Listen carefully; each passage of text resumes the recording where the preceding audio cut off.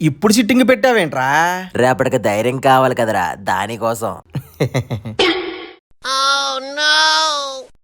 ఏరా నాకు ఇప్పుడు ధైర్యం వద్దురా, రేపు కావాలి.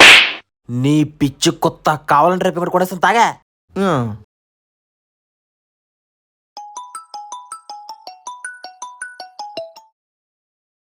చెప్పరా. అది రేపు అనవరం వెళ్తున్నాం కదా, భోజనాలు అక్కడే ఉంటాయా లేక మనం పట్టుకెళ్ళాలా? సరే నోడ్రా బాబు. రే పిచ్చిపు, ఏ టైంలో ఏమో ఆడుతున్నావురా? ఫోన్ పెడే.